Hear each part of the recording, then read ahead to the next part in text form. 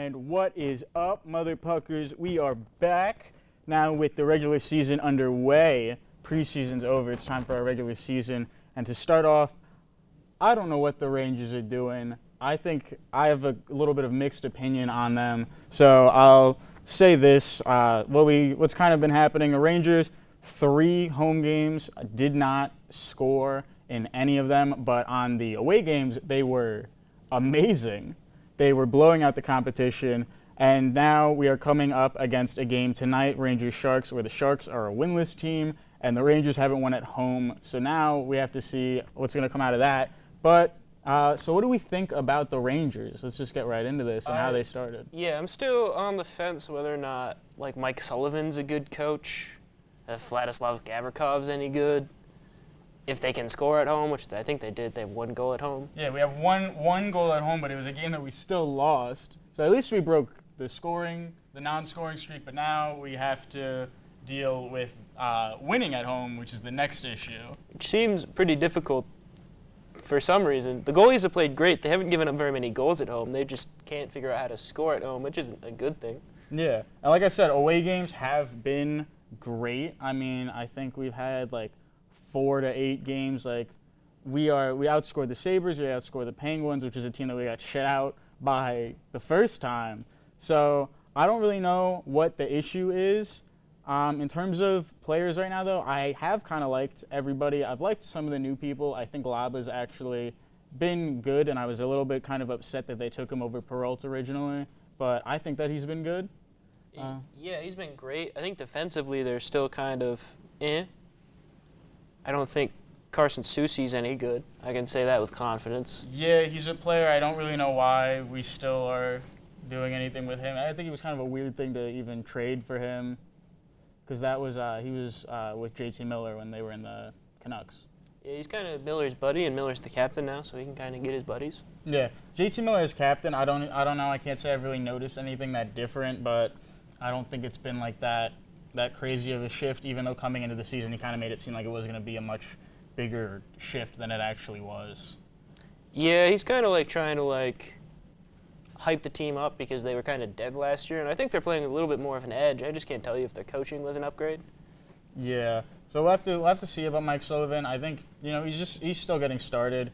I don't think he was a bad coach in the past, but it's hard because Laviolette, he was a good coach until he wasn't, and then he kind of just gave up right at the end, I think was his main issue. But I think before that, prior to that season, the Rangers were great, and Laviolette is a very good coach, so it's very hard to compete with that now.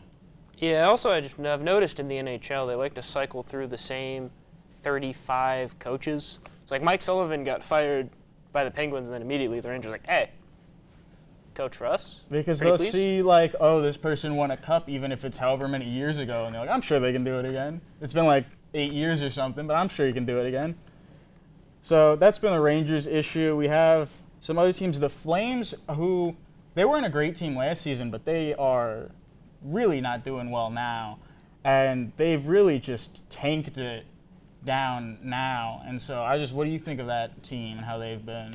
I mean, they're pretty bad, but it's still early in the year. I know you were saying that some people are accusing them of tanking and throwing the season. Yeah. But it's an 82-game season, and it's really early on in the year, and bad teams are going to struggle before they can get in a groove, and I think that's the case with them. Yeah, I have to agree. I mean, that's the thing that I heard was a lot of people were they need to be investigated. They're tanking on purpose for McKenna, which is it's such an insane thing to tank 82 games. This season goes until May, and you're going to continue to lose? No. Speaking of teams that are continuing to lose, though, the Sharks are still winless. They aren't pointless because they have won, or they had some overtime games that they lost, but Sharks are winless. Their coach made a great remark in which he claimed he would sacrifice one of his children for a win. And then he had to apologize afterwards for that. But the Sharks, I said compared to the Blackhawks, who are also kind of a big bottom of the league team, I like the Sharks better because I feel like they were building around Celebrini more. But, I mean, what do you kind of think about what the Sharks are doing right now? They have been trying to build around Celebrini, except I think they're so young, and it's still, once again, just early in the year, Like, young players are going to take some time to get acclimated to the NHL because it is different than college. For a couple of reasons, how you play college hockey and how you play in the NHL is different. So they need to adjust to that, and they're still trying to put some pieces together and try to win. Their goalies aren't great. Yeah, I mean, that's always an issue.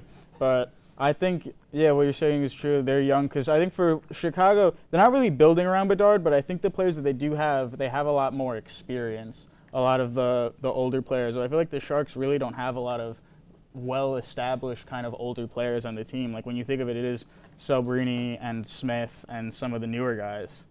And so also, when we're talking about rookies, we got to talk about Matthew Schaefer, the Islanders rookie, the #1 overall draft pick, who I think he has had a really good start so far. I believe it's 5 points in 5 games.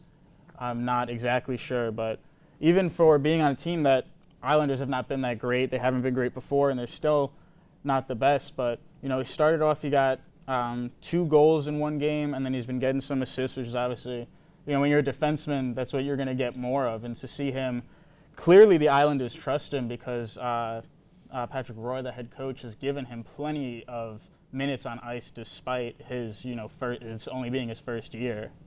Yeah, he's averaging 22 minutes of ice time per game. That leads the team as a rookie. He's tied for the lead in points with Bo Horvat at 7 in 6 games. He leads the team in assists with 5. He's been playing great. And, I mean, he's far and away the best player on the team already.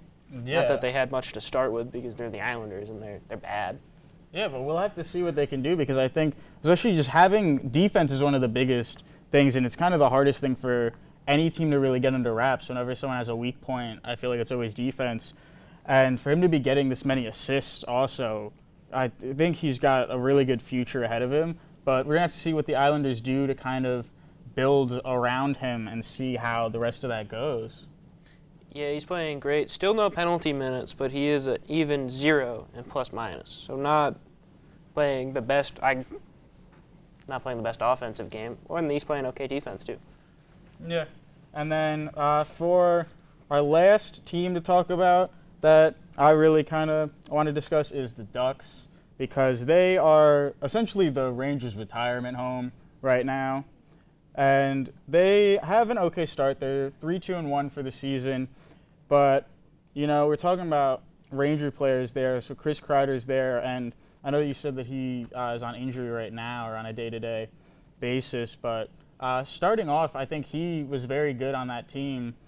2 goals in 1 game. So he was a player where it was kind of, you know, we traded him because the Rangers believed that he couldn't score, and then he comes in, and I think that he's done great since then. Yeah, he's got 4 goals so far in 5 games. He's got an assist.